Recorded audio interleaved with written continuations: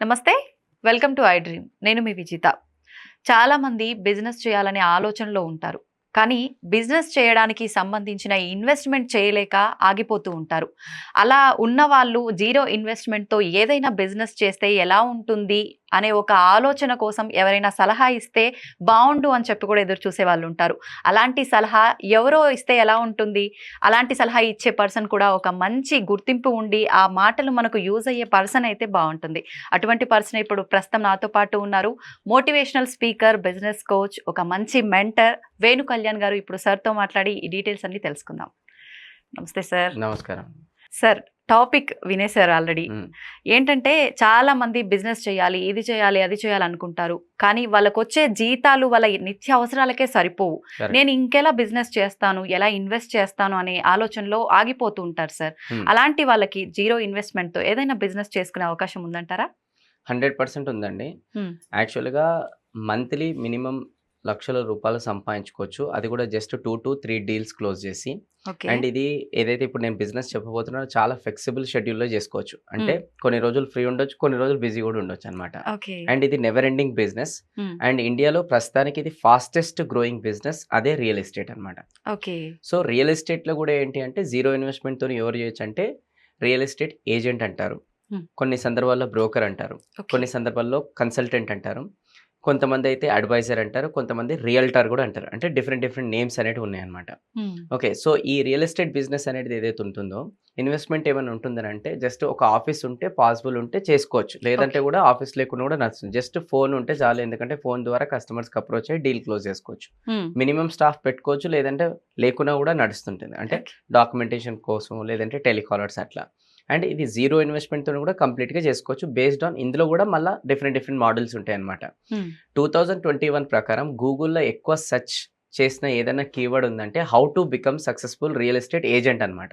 Okay. Okay. Google ట్రెండ్‌లో ఇది చెప్తుంది అనమాట. హ్మ్. సో, ఈ రియల్ ఎస్టేట్ ఫీల్డ్‌లో గూడా యాస్ ఎ ఏజెంట్‌గా డిఫరెంట్ డిఫరెంట్ సెగ్మెంట్స్ ఉంటాయి. అన్ని సెగ్మెంట్స్‌లో చేస్తే మళ్ళా సక్సెస్‌ఫుల్ గారు. ఈ హ్మ్. మధ్య కాలంలో రియల్ ఎస్టేట్ అంటున్నారు. ఏం చేస్తారంటే అన్నీ చేస్తాం అంటున్నారు. అవును. సో, అవును. దీంట్లో ఏదైనా ఒకటే సెగ్మెంట్ ఎంచుకోవాలి. హ్మ్. ఒకటొచ్చేసి రెసిడెన్షియల్ ప్రాపర్టీ బ్రోకర్ అంటారు. ఓకే. అంటే ఓన్లీ ఇండిపెండెంట్ హౌసెస్, ఇల్లులు ఏమైనా కావాలంటే ఆ ఫీల్డ్‌లోనే మనం ఇప్పించేటట్టు ఉండాలి ఒకరు. హ్మ్. ఇంకోరొచ్చేసి కమర్షియల్ ప్రాపర్టీ బ్రోకర్ అంటారనమాట. అంటే ఎవరికైనా కమర్షియల్ ప్రాపర్టీ కావాలంటే అందులోనే ఎక్స్‌పర్ట్ అయ్యి ఉండాలి. అందులోనే ఇప్పించేటట్టు ఉండాలనమాట. ఓకే. ఇంకోరొచ్చేసి ఏందంటే లగ్జరీ ప్రాపర్టీ డీలర్ అంటారనమాట. అంటే ల్యాండ్స్ రిలేటెడ్ ఇప్పించడం. ఓకే. ల్యాండ్స్‌లో కూడా మళ్ళీ డిఫరెంట్ ఉంటది. ఒక అగ్రికల్చర్ ల్యాండ్ ఉంటది. హెచ్ఎండిఏ, డీటీసీపీ, ఫార్మ్ ల్యాండ్ ఉంటది. హ్మ్. ఏదైనా ఒకటే ఎంచుకోవాలి అందులో కూడా. ఇంకోటొచ్చేసి ఏందంటే లీజ్ ప్రాపర్టీ బ్రోకర్ అంటారనమాట. హ్మ్. ఎక్కడైనా ప్రాపర్టీ ఉంటే ఇంకొకరికి లీజ్‌కి ఇప్పిస్తే బేస్డ్ ఆన్ దట్ దాంట్లో కమిషన్ వస్తది. హ్మ్. ఇంకోటి రెంటల్ ప్రాపర్టీ బ్రోకర్. ఇది కూడా చాలా డిమాండ్ ఉంది. ఎందుకంటే అదర్ స్టేట్స్ నుంచి ఈరోజు హైదరాబాద్‌కి చాలామంది వస్తున్నారు జాబ్స్ కోసం. సో, వాళ్ళకి ఉండడానికి ఇల్లు కావాలి కదా! అవును. సో, వాళ్ళు ఇల్లు కోసం వెతకలేక చాలా అలసిపోతున్నారనమాట. ఏ హ్మ్. ఏరియాల, బడ్జెట్‌కి అవన్నీ. అవును. సో, అట్లాంటి రెంటల్ బ్రోకర్స్ కూడా డిమాండ్ కూడా ఈ మధ్య కాలంలో చాలా ఉంది. ఓకే.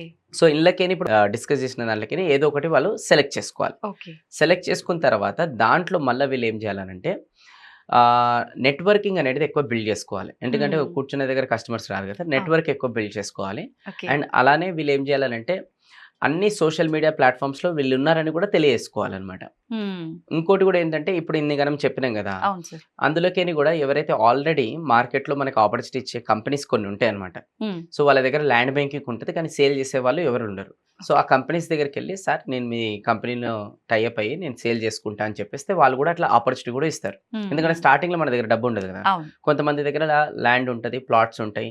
లేదంటే ఫ్లాట్స్ ఉంటాయి. హ్మ్. వాళ్ళ దగ్గరికెళ్ళి మనం ఏంలో ఇంట్రెస్ట్ ఉన్నామో ఆ బిల్డర్ దగ్గర మనం అమ్ముతామని చెప్తే వాళ్ళు ఆపర్చునిటీ గూడా ఇస్తారు. ఓకే. అంటే బ్రోకర్స్ లాగా మనం ఎవరైతే బ్రోకర్ ఉంటారో వాళ్ళ ఛానల్ పార్ట్నర్ల దగ్గర ఎళ్లి మనం కనెక్ట్ కావాలన్నమాట. హ్మ్. ఓకే.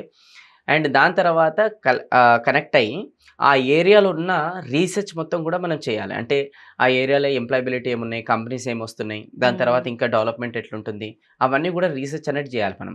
ఓకే. చేసి దాని తర్వాత వాట్సాప్‌లలో, సోషల్ మీడియాలలో అందరికి షేర్ చేస్తుండాలి. ఇలా పలానా ప్లాట్ ఉంది, పలానా ఫ్లాట్ ఉంది ఆర్ విల్లా ఉంది, ఇండిపెండెంట్ హౌస్ ఉంది అని చెప్పేసి అన్ని సోషల్ మీడియాలో షేర్ చేసుకుంటూ రావాలన్నమాట. ఓకే. ఓకే. అలానే నెట్వర్క్ గూడా మళ్ళా పెంచుకుంటూ రావాలి. హ్మ్. హ్మ్. అండ్ కస్టమర్స్ గూడా ఎవరైతే ఉన్నారో గదా! ఇలా చేసుకోవడం రావడం ద్వారా ఒకానొక స్టేజ్ వస్తుంది. అరే ల్యాండ్ కావాలన్నా, ఫ్లాట్ కావాలన్నా పలానా మన సర్కిల్‌లో ఒకరు ఉన్నారని చెప్పేసి తెలుస్తుంది. చాలామంది ఎట్లుంటదంటే కొంచెం నామోషీగా ఫీల్ అవుతారు రియల్ అవును. ఎస్టేట్ అవును. చేద్దామంటే. అయ్యో! మా ఫ్యామిలీలో ఏమనుకుంటారో, చుట్టాలు ఏమనుకుంటారో హ్మ్. అనుకోని బయట వెతుకుతుంటారు. సో, ఏ ఫ్యామిలీలైనా, ఏ చుట్టాలన్నా ఫస్ట్ వాళ్ళ దగ్గర నమ్మకంతో కూడుకున్న వాళ్ళ దగ్గరనే తీసుకోవాలని ఇష్టపడతారు కదా! సో, అవును. చెప్పుకోవడానికి ఏం మొహమాటం అనేది పడొద్దు. హ్మ్. మంచిగా హ్యాపీగా చెప్పుకోవాలి. ఎందుకంటే డబ్బులు కూడా ఎక్కువొస్తున్నాయి ఈ ఫీల్డ్‌లో. అవును. ఓకే. సో, అప్పుడు జనాలు డైరెక్ట్‌గా మనకు కాంటాక్ట్ అయినప్పుడు మనం వెళ్లి ఆ సైట్ చూపిస్తే, హ్మ్. ఆ సైట్ సేల్ అయితే కమిషన్ అందులో మనకొస్తుందనమాట. ఇందులో ఎడ్యుకేషన్ కూడా కొంచెం అవసరం. అంటే ఏంటి అనంటే కమ్యూనికేషన్ స్కిల్స్ పెంచుకోవాలి. ఓకే. అంటే ఎడ్యుకేషన్ అంటే డిగ్రీలు గాదు. Communication skills. అంటే ఆ! జనాలతోని ఎలా మాట్లాడాలి? అవును. వాళ్ళకి నొప్పించకుండా వాళ్ళకి అర్థమయ్యే లాంగ్వేజ్‌లో ఎలా మాట్లాడాలి? ఆ అవును. కమ్యూనికేషన్ స్కిల్స్ నేర్చుకోవాలి. అండ్ అన్నిటికన్నా ముఖ్యం ఈ ఫీల్డ్‌లో ఏందంటే ట్రస్ట్. హ్మ్. ఎంత ట్రస్ట్ అనేది మనము పెంచుకుంటే మార్కెట్‌లో ఎక్కువ బిజినెస్ చేయగలుగుతాం అనమాట. ఎందుకంటే ఫస్ట్ కస్టమరు ల్యాండో, ఫ్లాటో కొనడు. హ్మ్. నమ్మకంగా కొంటాడు. నిజమే సో, సార్. మనం ఆ నమ్మకం అనేది అమ్ముతున్నాం కాబట్టి, నమ్మకం అనేది పెంచుకోవాలి. ఎలా పెంచుకోవాలంటే చాలా సందర్భాల్లో మనకు అవకాశం ఇస్తారు. దాన్ని హ్మ్. ఎక్కడ గూడా మనము మిస్‌గైడ్ చేసుకోవద్దు.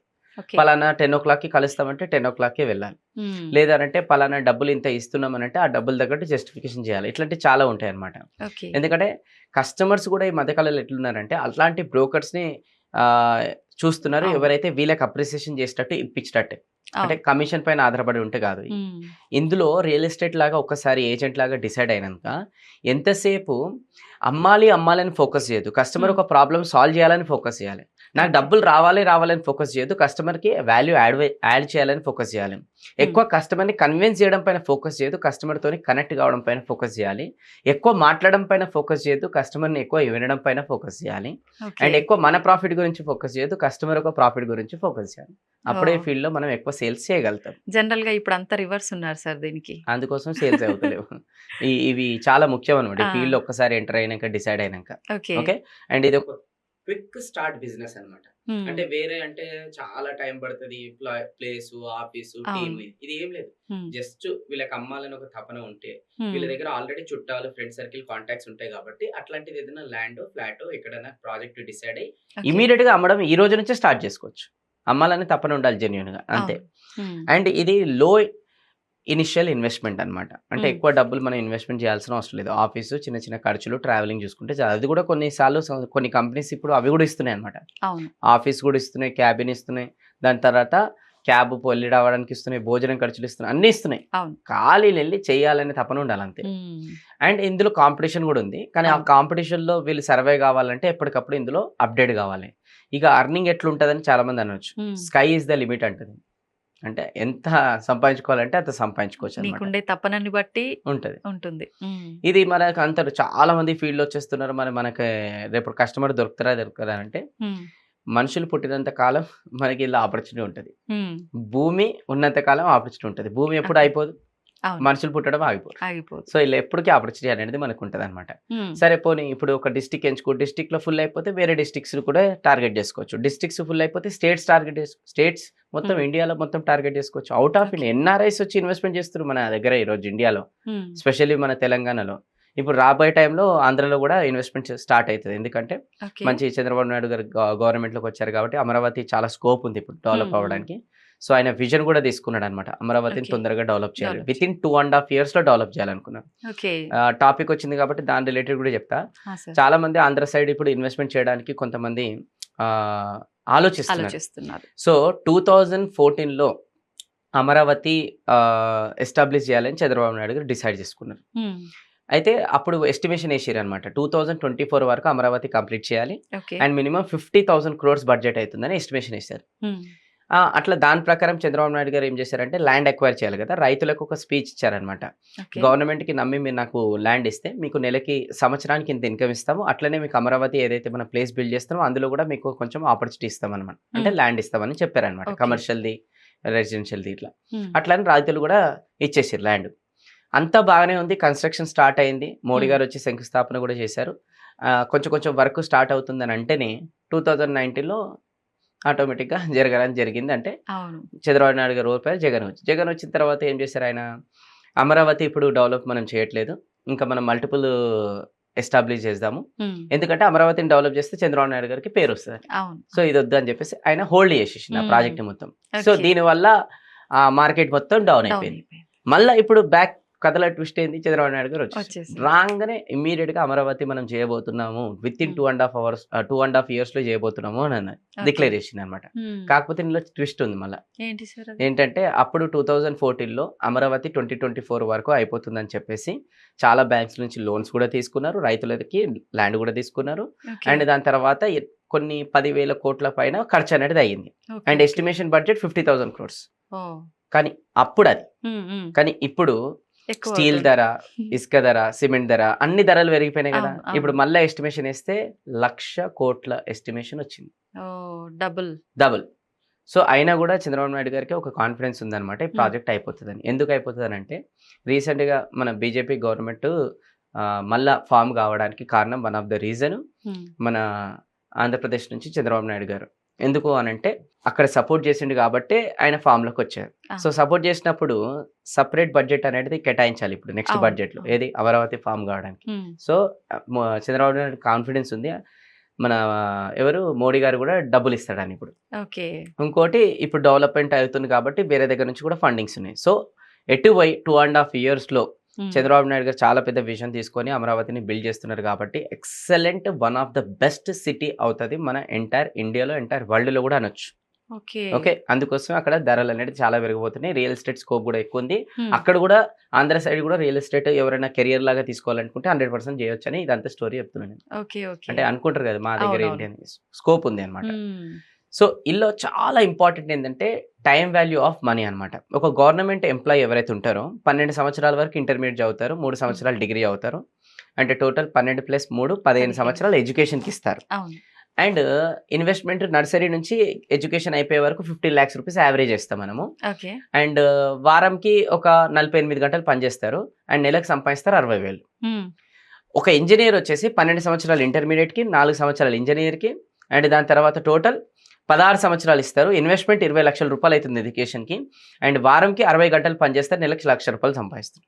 ఒక డాక్టర్ 12 సంవత్సరాలు వచ్చేసి ఇంటర్మీడియట్కి, 5 సంవత్సరాలు వచ్చేసి ఎంబీబీఎస్కి, 40 lakhs rupees ఇన్వెస్ట్మెంట్, అండ్ వారంకి 70 గంటలు పనిచేస్తారు డాక్టరు, అండ్ నెలకి 2 లక్షలు ఇన్కమ్. కానీ ఒక రియల్ ఎస్టేట్ ఎవరైతే ఫీల్డ్ కన్సల్టెంట్, ఏజెంట్, బ్రోకరు, వీళ్ళు పుట్టినప్పటి నుంచి ఇప్పటి వరకు ఈ ఫీల్డ్ ఏం చదువుకోలేదు, అంటే జీరో. ఇన్వెస్ట్మెంట్ ఏమైనా చేశారంటే జీరో. వారంకి 26 గంటలే పనిచేస్తారు, కానీ నెలకి 3 నుంచి 5 లక్షలు సంపాదించే స్కోప్ ఉంది. ఓకే. అందుకోసమే కొంచెం దీనికి నేర్చుకోవడానికి కూడా టైం ఇస్తే ఇంకెక్కువ సంపాదిస్తారు. అంటే గవర్నమెంట్ ఎంప్లాయీ కన్నా, ఇంజనీర్ కన్నా, దాని తర్వాత డాక్టర్ కన్నా ఎక్కువ సంపాదిస్తున్నారు ఈ ఫీల్డ్ ఎంచుకున్న వాళ్ళు, చదువుతో సంబంధం లేదు. సంబంధం లేదు. కాకపోతే వాళ్ళ ప్రొఫెషనల్ వాళ్ళు గ్రేట్ నిజంగా. నిజంగా. కాకపోతే కొంతమంది అంటారు కదా, అరే మనకి అంత చదువుకోలేము, అది ఏంటంటే దానికన్నా ఎక్కువ సంపాదించే అవకాశం ఉంది, టైం ఇవ్వాలి అంతే ఈ ఫీల్డ్కి. ఓకే, కాకపోతే ఇక్కడ ప్రాబ్లం ఏంటంటే మన ఇండియన్ ఎడ్యుకేషన్ సిస్టమ్, తప్పుగా అనుకోదు ఎవరు కూడా, ఒక మిడిల్ క్లాస్ ఎలా కావాలనేది నేర్పిస్తుంది. అంటే ఏంటంటే అంత మనం ఎడ్యుకేషన్కి టైం ఇచ్చిన తర్వాత కూడా తీరా పాస్డ్ అవుట్ అయిపోయినాక ఒక ముక్క వస్తుంది, అదే సర్టిఫికేట్ ఒక ముక్క, అది తీసుకొని వెళ్తే ఎక్కడైనా 10, 20, 30 వేలు, 50,000 రూపాయల జీతం మాత్రమే వస్తుంది. ఇక్కడ ఏమైతుందంటే ఈరోజు ఈ మధ్యకాలంలో చాలా మంది బిజినెస్ ఓనర్స్ అట్లాంటి టాలెంటెడ్ పీపుల్ని ఎత్తుకుతున్నారు. ఎవరికైతే వాళ్ళకి ఏదైతే స్కిల్స్ అవసరమో అట్లాంటిది ఎత్తుకుతున్నారు. చాలా మంది గ్రాడ్యుయేట్ అయిపోయిన వాళ్ళు కూడా ఏం చేస్తున్నారంటే మంచి జాబ్లు ఎత్తుకుతున్నారు, కానీ ఇద్దరికి మిస్ మ్యాచింగ్ ఉంది. అంటే ఇక్కడ చదువుకుంది అక్కడ ఉపయోగపడతలేదు, వాళ్ళకి కావాల్సింది ఇక్కడ దొరకలేదు, అంటే ఎంప్లాయీస్ దగ్గర లేదు. అవును సార్. సో అందుకోసమే ఈ రియల్ ఎస్టేట్ ఫీల్డ్లో కూడా ప్రొఫెషనల్గా ఎదగాలంటే దాని తగ్గట్టు ఎడ్యుకేషన్ అనేది పొందాలి, అండ్ దాని తర్వాత దాని తగ్గట్టు ఎక్స్పీరియన్స్ తీసుకోవాలి, ఇంటర్న్షిప్ లాగా ఎక్కడైనా చేసి, దాని తర్వాత ఎథిక్స్ మెయింటైన్ చేయాలి, అండ్ ఖచ్చితంగా సక్సెస్ఫుల్ అవుతారు. అందుకోసం మేము కూడా చాలా కంపెనీస్, రియల్ ఎస్టేట్ వాళ్ళు కూడా ఈ మధ్యకాలంలో మాలాంటి ట్రైనర్స్ని పిలిచి ప్రొఫెషనల్ ట్రైనింగ్ అనేది ఎవరైతే ఏజెంట్ కావాలో కండక్ట్ చేపిస్తున్నారు. అక్కడికి వెళ్ళి నేను ఇవన్నీ కూడా చాలా విషయాలకు చెప్పి, and professional real estate agent ఎలా కావాలి, స్కోప్ ఎంత ఉంది, అవన్నీ కూడా మనం చాలా మందికి చెప్పి డెవలప్ చేస్తున్నాం అనమాట. అలానే మనం కూడా కోర్సులు కూడా డెవలప్ చేస్తాం, రియల్ ఎస్టేట్ ఏజెంట్ ప్రొఫెషనల్గా ఎలా కానీ అలా కూడా తీసుకొని చాలా మంది ఈరోజు ప్రోగ్రెస్ అయ్యారు. ఎందుకంటే నేను ఒక గోల్ డిసైడ్ అయినా, ఈ జన్మకు జనాల గోల్స్ అచీవ్ చేయడమే నా గోల్. సో దానిపైన సీరియస్గా వర్క్ చేస్తున్నా, అండ్ ఖచ్చితంగా ఈ ఫీల్డ్ ఎంచుకున్న వాళ్ళకి బంగారు భవిష్యత్తు ఉంటుంది నెక్స్ట్ 1 to 5 yearsలో. ఖచ్చితంగా ఈ ఫీల్డ్ ఎంచుకొని ప్రోగ్రెస్ కావాలి వాళ్ళు. మంచి ట్రైనింగ్ సెషన్స్ అవి ఎంత, అంటే ఎన్ని రోజుల టైం పీరియడ్ ఉంటుంది సార్? అంటే యాక్చువల్గా మనం ఆన్లైన్లో కండక్ట్ చేస్తున్నాం ఇది. సో ఆన్లైన్లో కండక్ట్ చేస్తున్నాం కాబట్టి మనం ఒక 3 to 4 days అనేది మనం ఫుల్ డేస్ కండక్ట్ చేస్తున్నాం. ఆఫ్లైన్లో కూడా కొన్ని సందర్భాల్లో కండక్ట్ చేస్తుంటాం, అక్కడ కూడా వచ్చేసి వాళ్ళు తీసుకుంటుంటారు అనమాట. దాని గురించి వాళ్ళకి నేర్చుకోవాలని తపన ఉంటే ఖచ్చితంగా అవును. ఎదుగుతారు. చాలా మంది మీరు అన్నట్టుగా మ్మ్. మొహమాట పడ్డము, మ్మ్. సిగ్గుపడ్డము, చెప్పలేకుండా అసలు చెప్పాలన్నా ఎలా వాళ్ళకి కన్వే చేయాలి ఇది అర్థం కాకే ఆ Exactly. బిజినెస్ లో లో ఎదగట్లేదు. అయిపోతున్నారు సార్, జస్ట్ ఎదగట్లేదు. సంపాదించాలి, రియల్ ఎస్టేట్ ఫీల్డ్ ఉంది, ల్యాండ్ అమ్మితే ఫ్లాట్ అమ్మితే డబ్బులు వస్తాయని తెలుసు, కానీ అంతే. అది ఎలా ప్రొఫెషనల్ గా చేయాలని చాలా మంది రైట్. తెలియదు. అవును సో ఆ సార్. ప్రొఫెషనల్ ఎలా చేయాలని మనం చాలా విషయాలు నేర్పిస్తాం. మనం మ్మ్. కూడా దీనిపైన తర్వాత ఫర్దర్ ఒక సిరీస్ కూడా చేస్తాం. తప్పకుండా sir. Thank you sir. Thank నిజంగా ఎవ్రీ టైం చాలా మందికి మంచి యూస్ఫుల్ మెసేజ్ ఇస్తూనే ఉంటారు. Thank you sir. Thank you thank very you much. అండి.